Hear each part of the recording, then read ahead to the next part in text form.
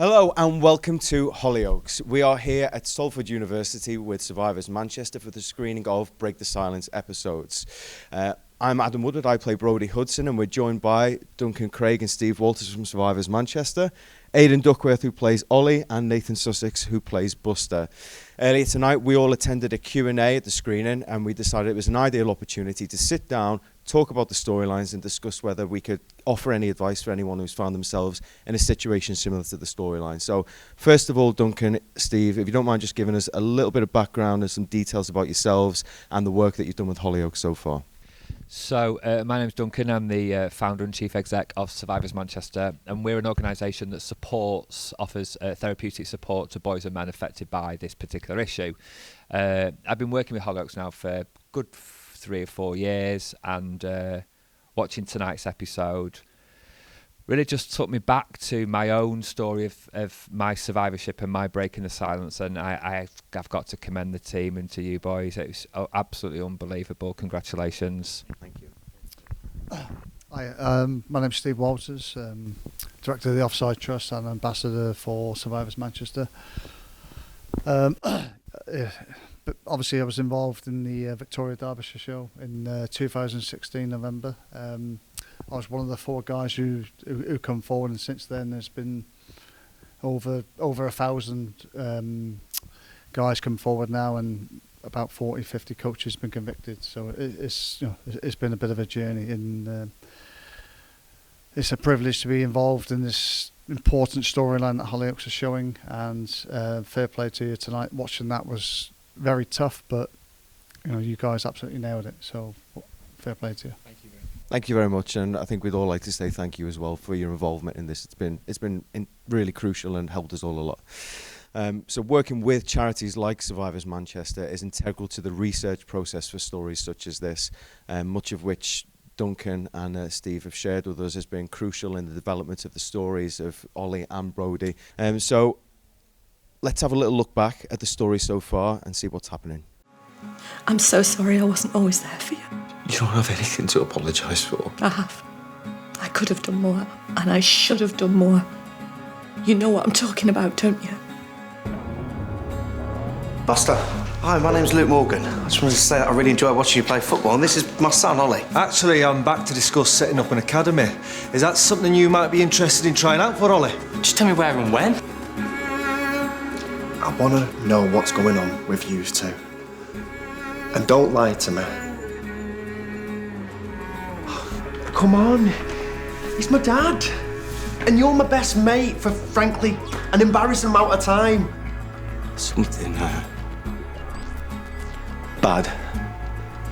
happened to me when I was a kid. I put my trust in someone I shouldn't have. Whatever happens, you've always got me and the team. We're your family now, Ollie. You just need to trust me. Well, for a second there, you looked terrified I was going to ask you out. Out of curiosity, if I were to ask... I think I say 8 o'clock tomorrow. I hope you brought a suit. Oh, I think the kids call that a date. We are a team. And for keeps.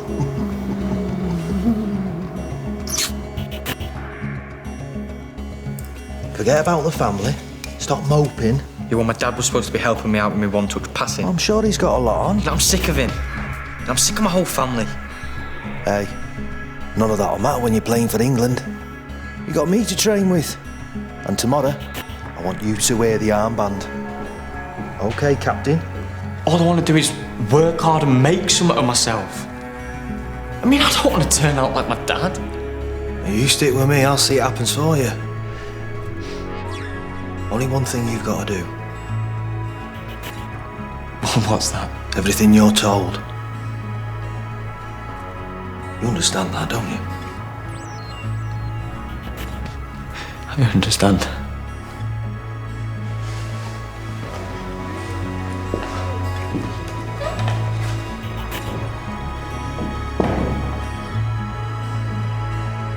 Are you feeling a little bit confused? I know I like girls, but... Well, you know what? There you are. So you're probably not gay. Yeah, but the thing is... I think I am. Oh, I wish I'd never told you. No, Ollie, I'm glad you did. You shouldn't keep things bottled up no matter how big the problem is. I do think you should talk to your dad and just tell him how you feel.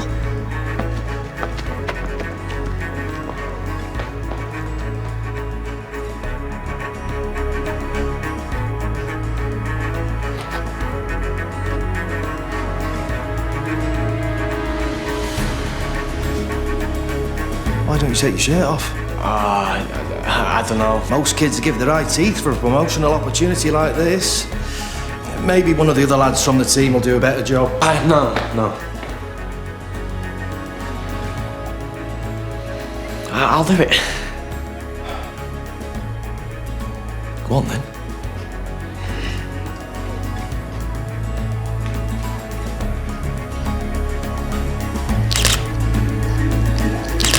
Photos.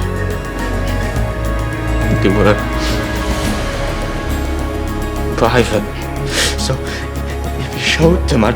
He's only been doing a bit of modelling. I don't know either that or he's got himself a new girlfriend. I don't think he'd like you looking at that one. I'm going to have a word with my son before he goes away, alright?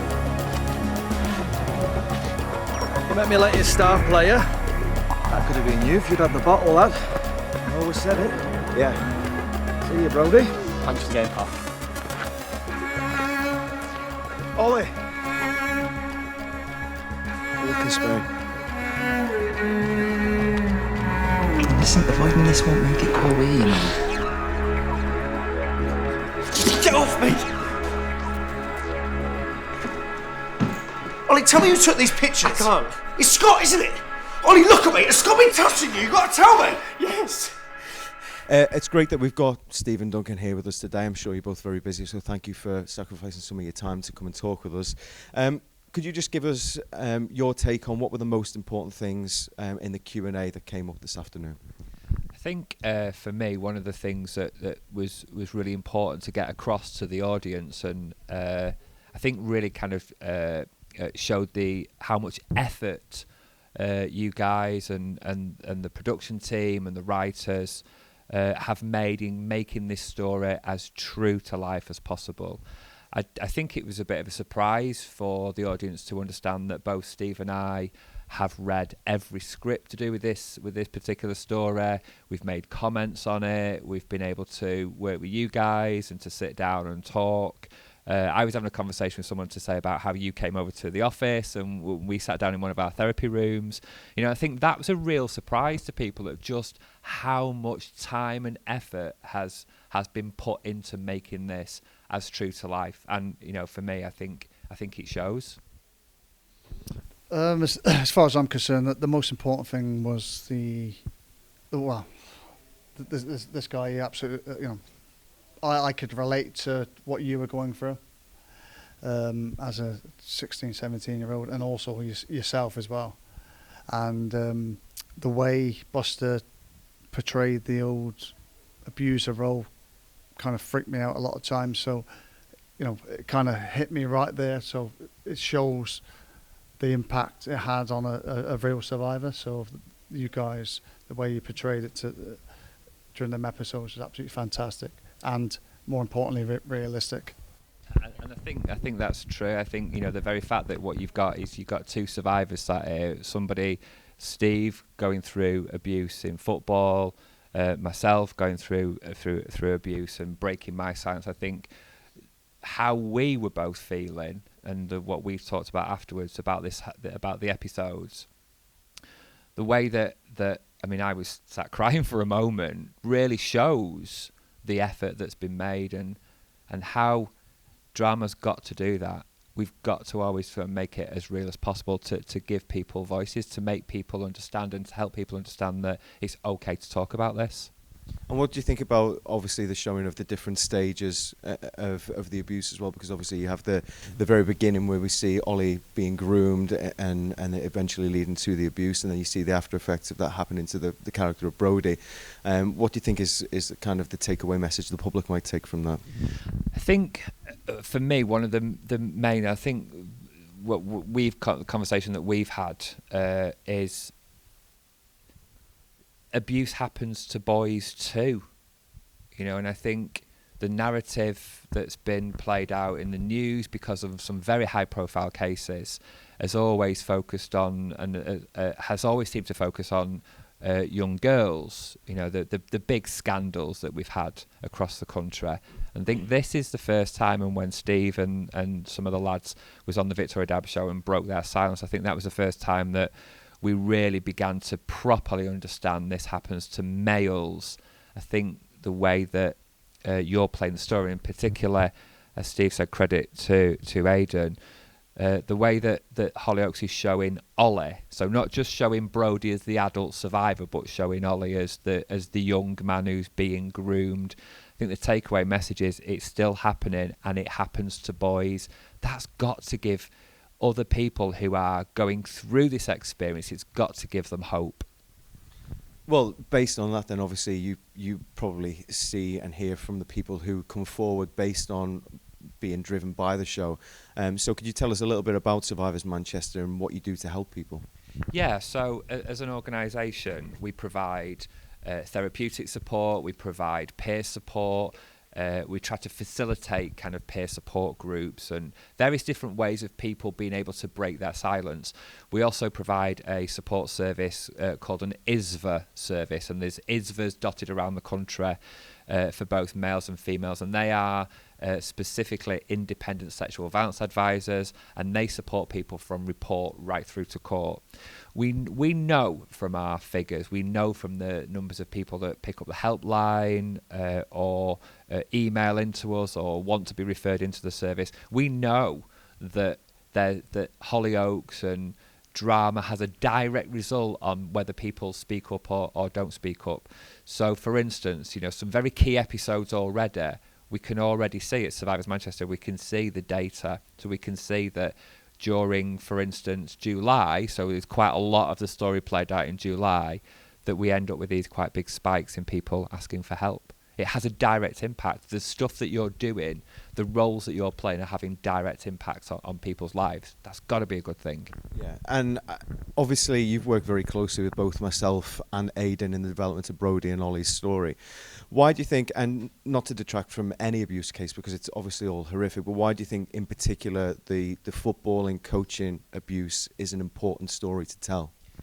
I think for me, as somebody who sits outside of football, but somebody who sat within as a survivor, but also as a service provider, I think it was something about masculinity. I mean, I'll let Steve answer this question properly, but there was something about football being like the religion of this country, football being something that is so epitomises something about maleness and masculinity, that the moment Steve and the lads went on the Victoria Derbyshire show and showed their vulnerability, I don't think we'd ever seen vulnerability in that way before. And that allowed men to kind of go, wow, me too, and step forward.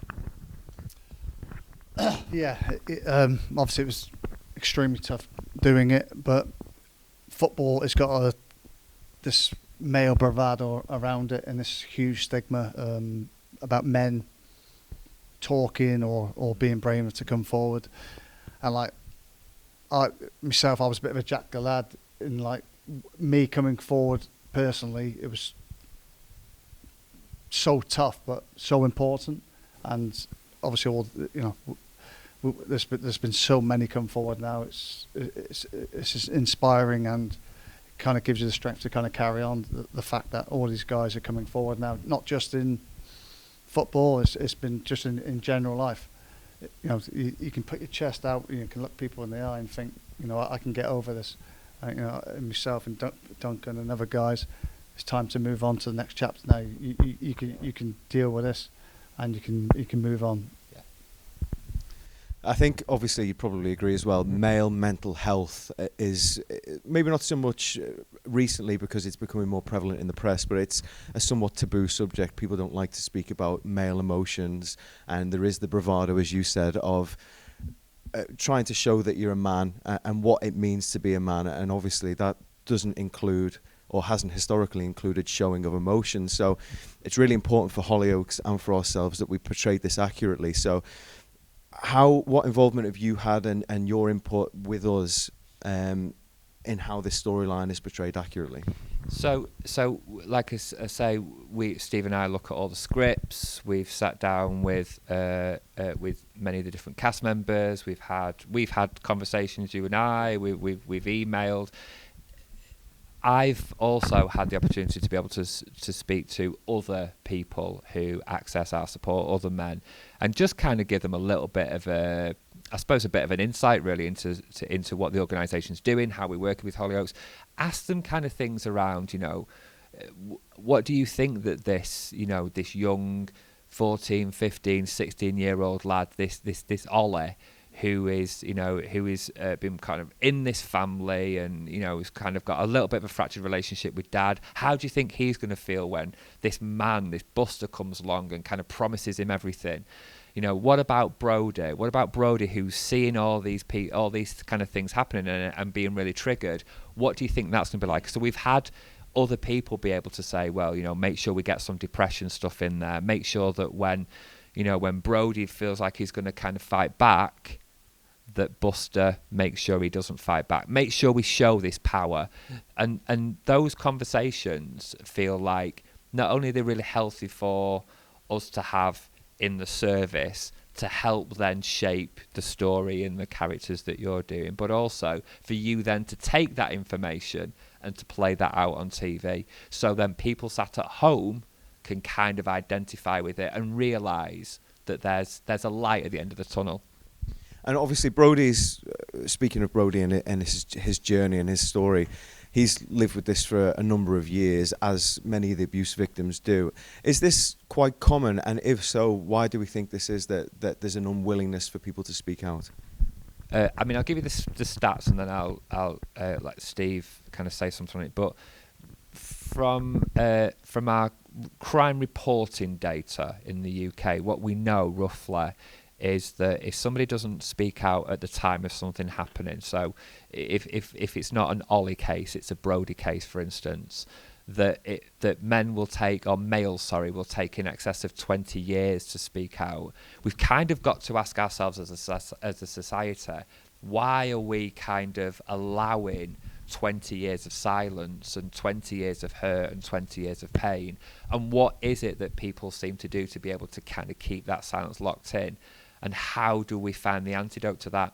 How do we create safe spaces for people to speak? Yeah, it's very, very difficult, to be honest. It's I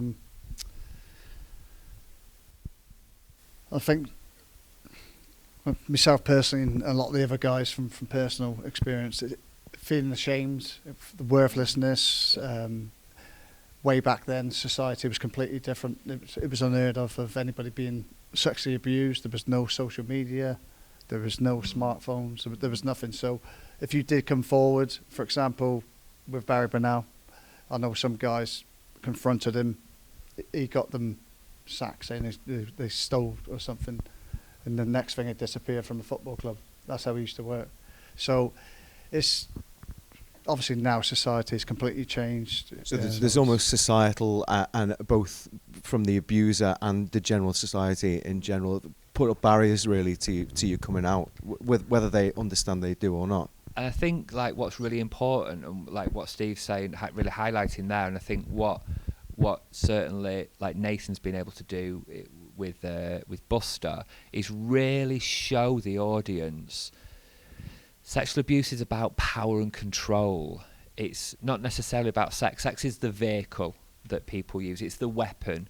But the actual dynamic that kind of goes on, which I think is portrayed so beautifully, it might be the wrong word, but it just felt like, for me as a survivor, it felt like, oh my God, you've got it. It was the moment where Buster just puts his hand on Brody's shoulder.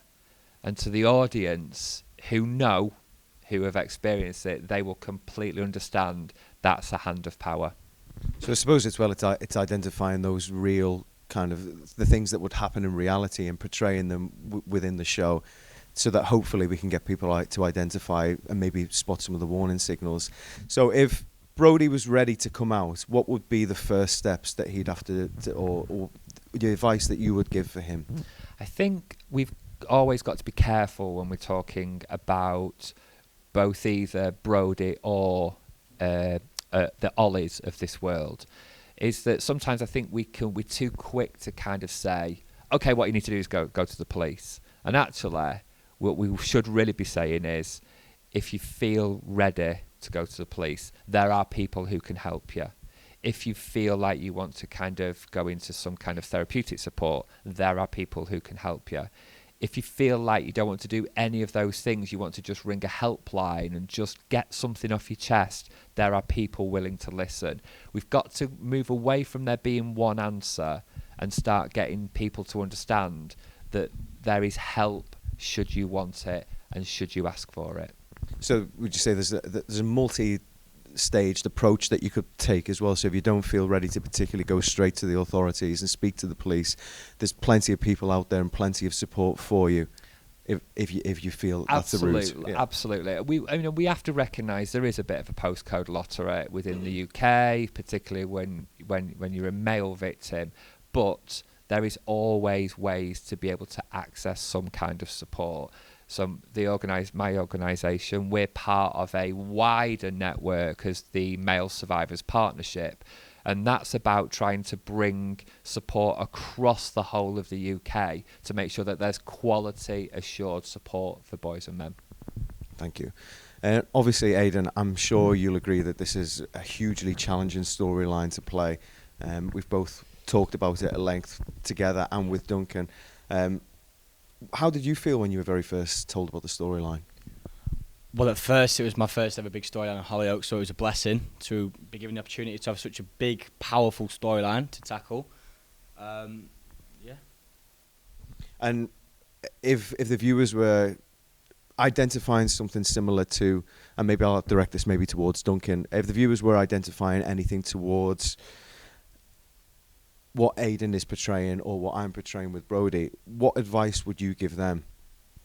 I think first of all, just know, for the Ollies of this world, just know that there is help ready for you, that it is not your fault. You did nothing wrong.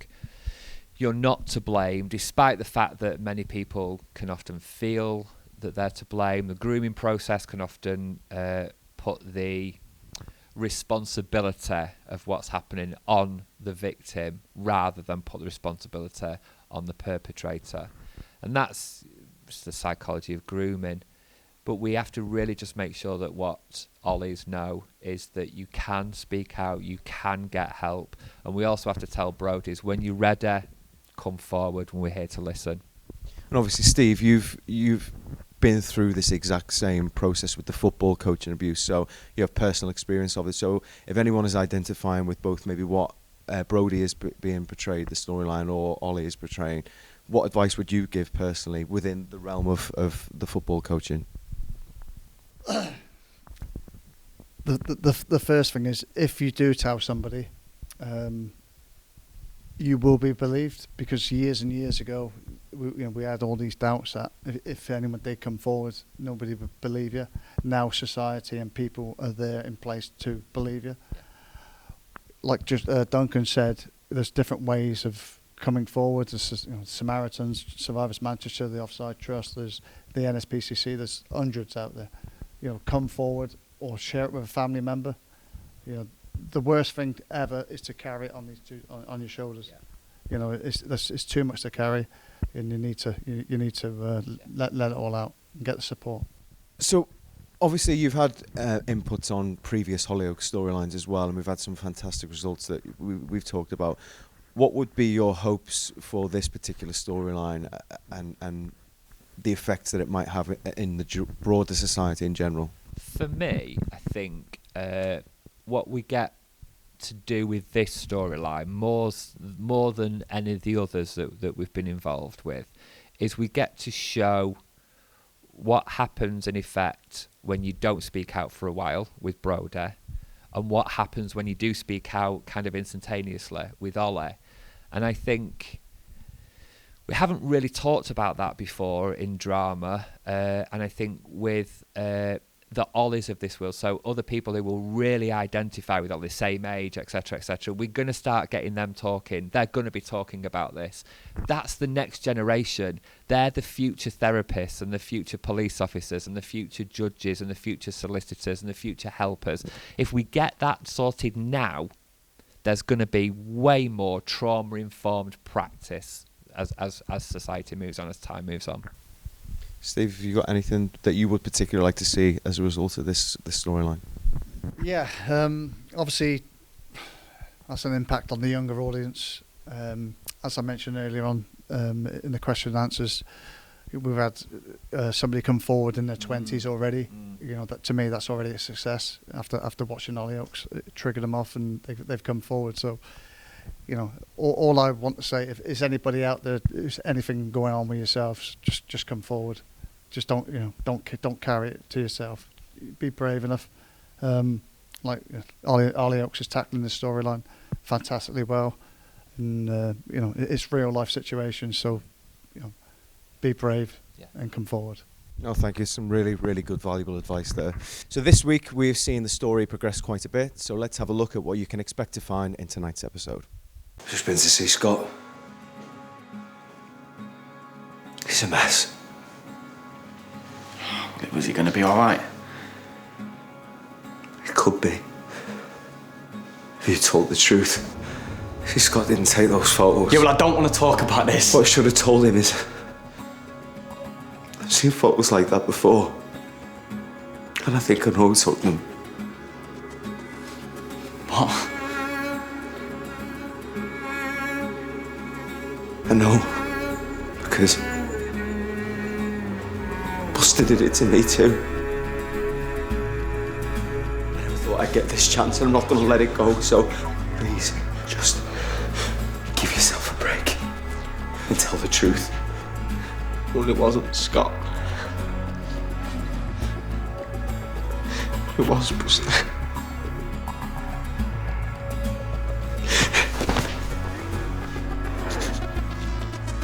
There's only one more thing we have to do.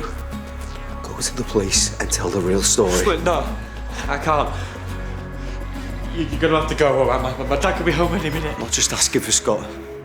I haven't got it in me to do it on my own. But I've got no choice now. See, before I could kid myself that it stopped. Yeah, well, I don't want to. All right, just go. Ollie. Ollie, please.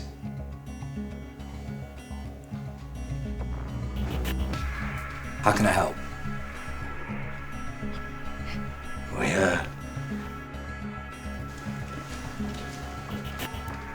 want to report Buster Smith for sexual abuse.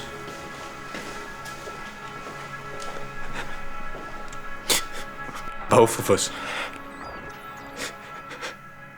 Welcome back. So we've received some fantastic questions from our viewers on Twitter. So let's just have a quick look and see what we've got.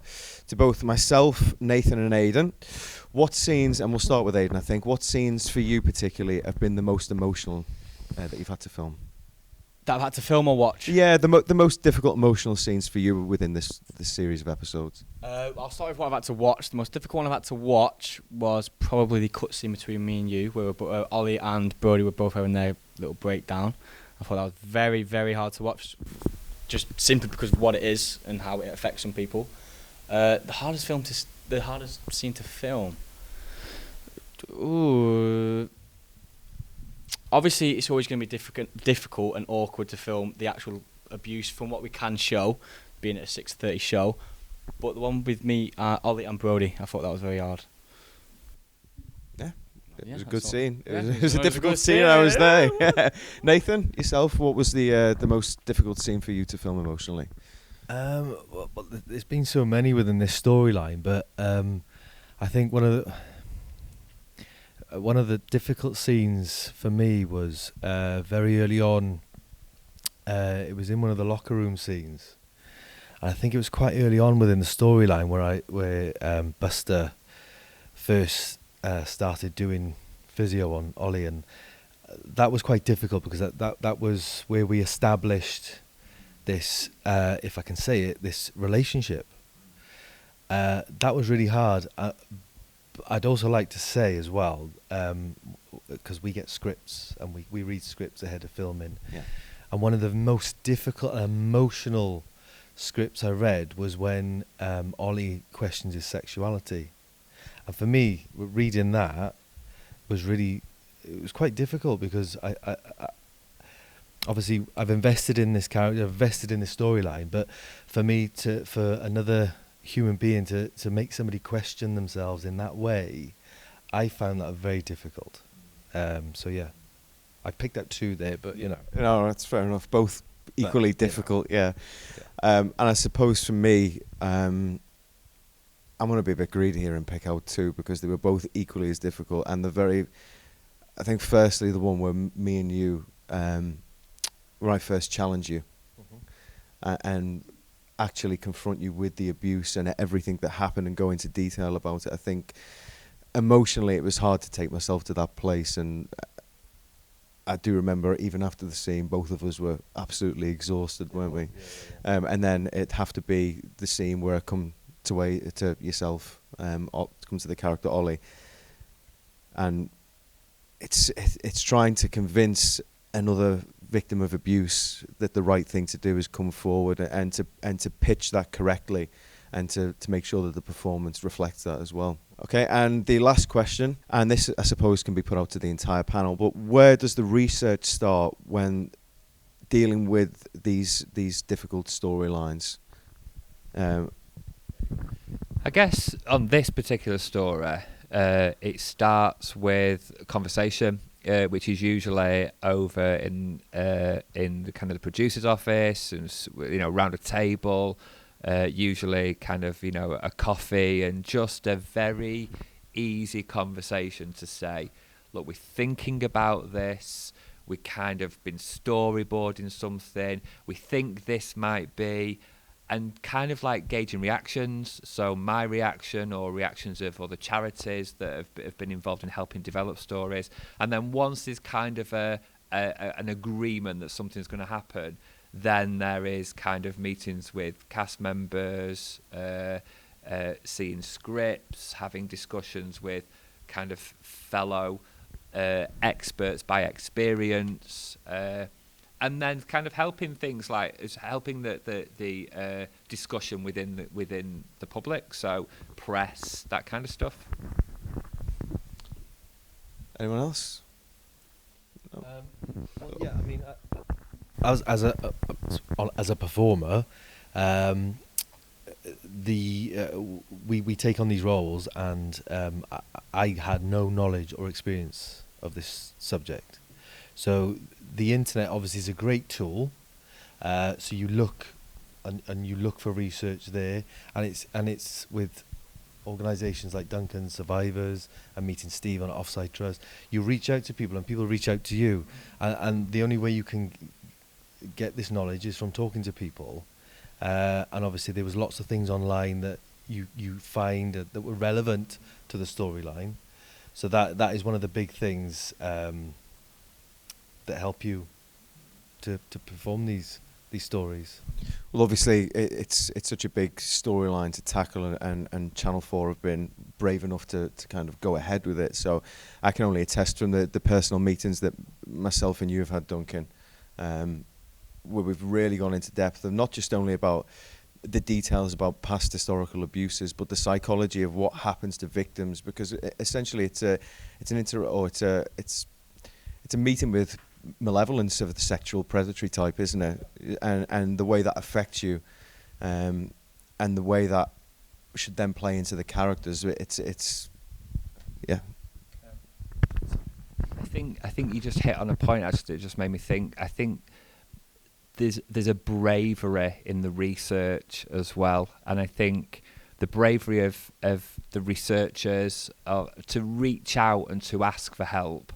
And the bravery of the production team, and the bravery of Channel 4 to be able to show this subject matter between 6:30 and 7 o'clock, or 7 till 7:30 on E4, and just to have it at that time, I think is really, really brave. And And I think there's only Channel 4 as a platform that could do that. And I think we expect that as a. I remember quite a couple of years ago there was the adverts around Born Risky. I think that's where it has to be. The research is about making sure that stories can be placed on the right platform, and this absolutely is the right platform.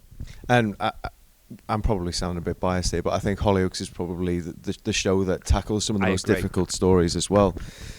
So, I mean, personally, I'd like to thank Channel 4 and Hollyoaks for giving me the opportunity as well, and I'm sure these guys would agree. It's to take on the responsibility of such an important storyline.